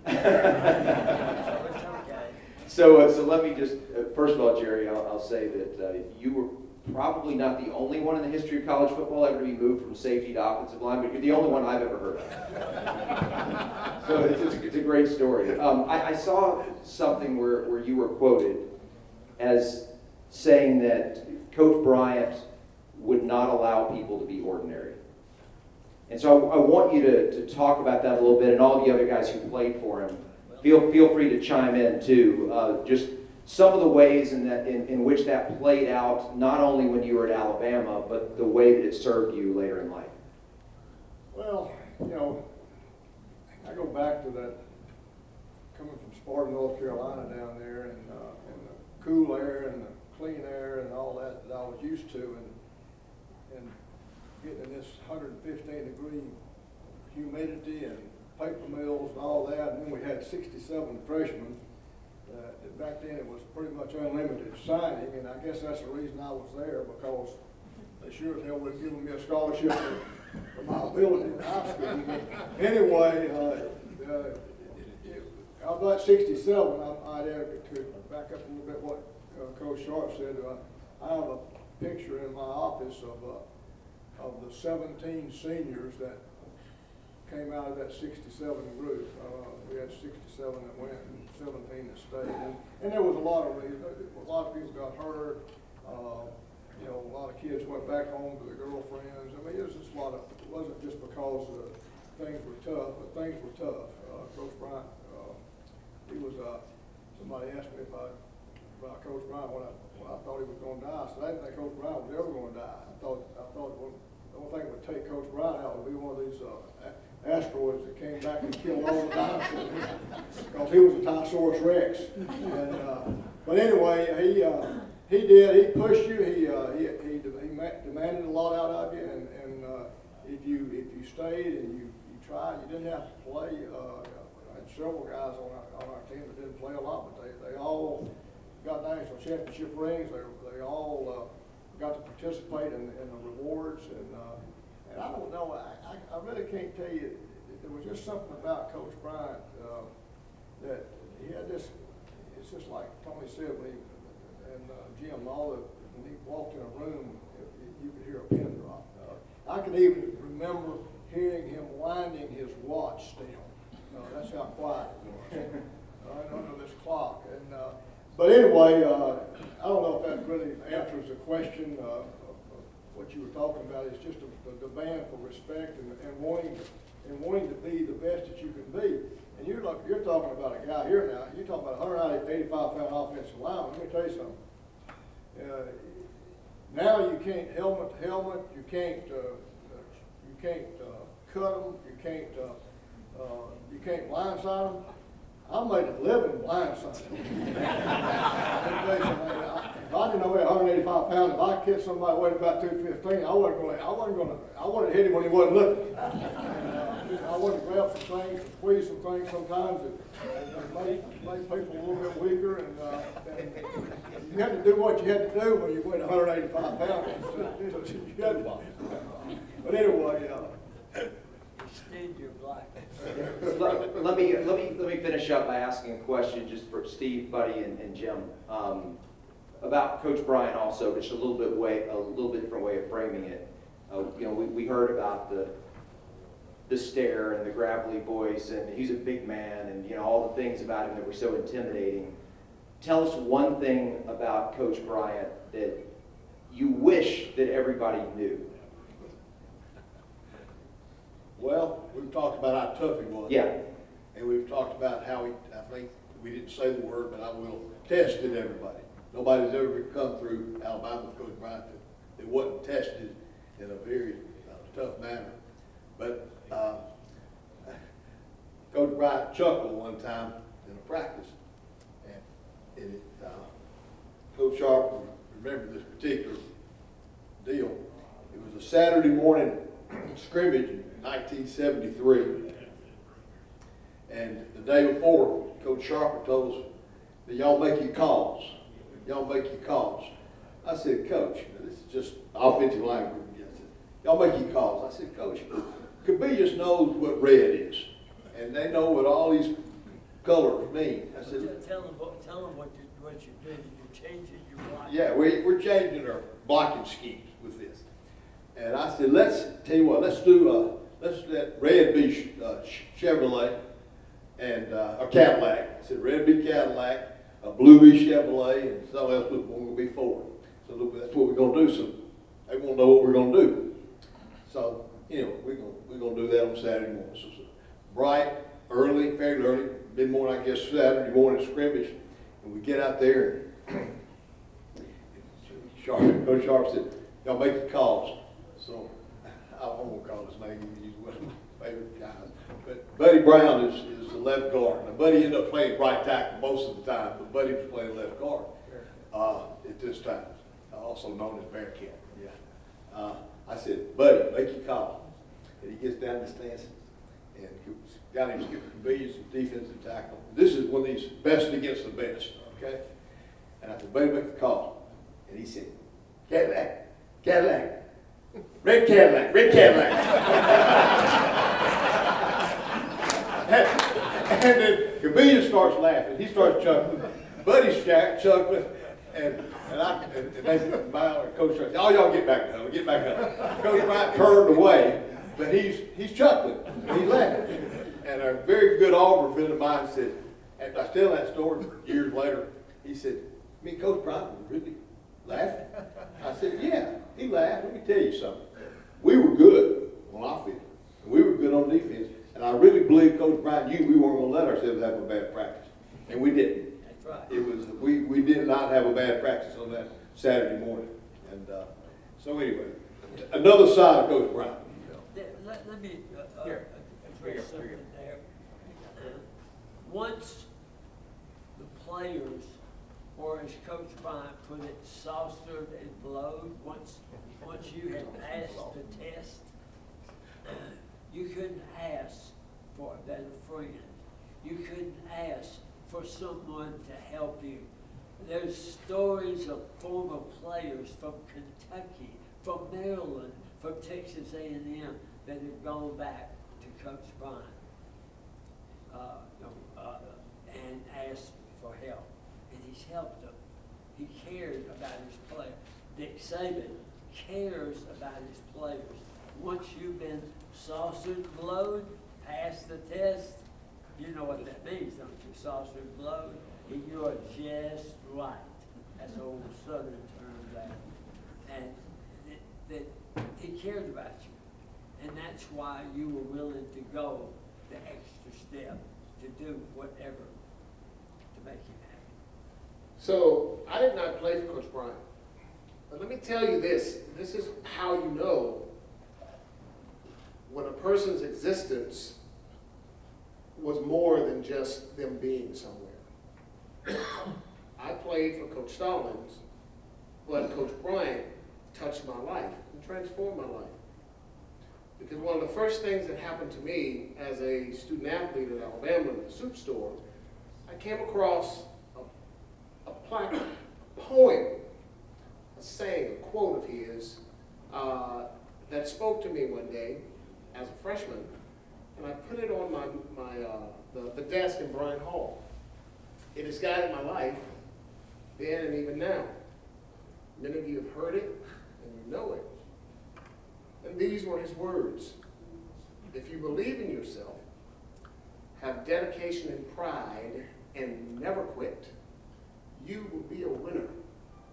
The price of victory is high, but so are the rewards. Having never seen me, having never known my name, and was dead many years before I got to Alabama, his words would speak into my very existence to propel me through college, through an NFL career, through a corporate career, and through life. And that's when you know a person knows way much more than just a coach.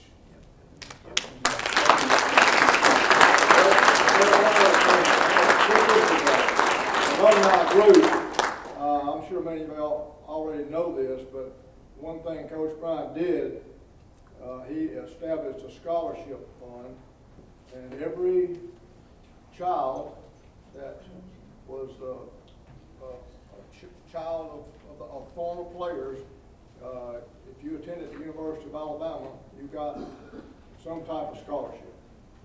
And you can imagine all the players that went through Alabama from 1958 to 1983. And I've got three kids, every one of them went to the University of Alabama and graduated on a Paul Bryant scholarship. I got a daughter and a grandson. And I think it continues today. It does. If I'm not Yeah, mistaken. and I had 2 daughters that went through on that scholarship. Something you don't know about Coach Bryant, I don't think people really know how much he really cared. He really cared. And you may not know it until you finish playing it too. Of course, you're tested when you're there, and so you walk away from the university with this sense of accomplishment and know what you can do. But I had an opportunity. I'm from Mobile. I was asked to play the Senior Bowl, so we're down there in Senior Bowl practice all during the week. And we're actually, my wife and I were walking out to the last time out of the hotel before going to the game. And they said, "Oh, Mr. Lytle, you got it was what do you call it, mailgram?" And it was from Coach Bryant. And it read, "Buddy, good luck at the game. I hope you get the break you deserve and show your class." Short and sweet and all that. I have it to this day. Went on up to Green Bay. Every year before the season starts, you got a telegram from Coach Bryant. "Good luck, take care of yourself. I'm proud of you. Show your class. Come by and see me when you're in town." That's the kind of stuff folks don't know, how much he really cared about his players.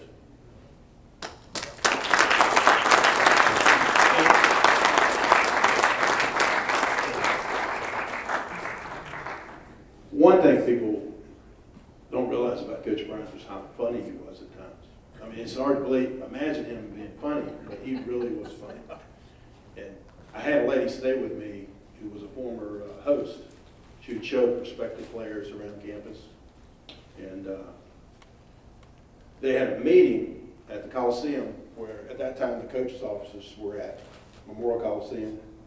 And this lady and the other hostess were meeting, and they were talking about things, and they wanted something sweet. And they knew Coach Bryant had a big jar of Jolly Ranchers in his desk.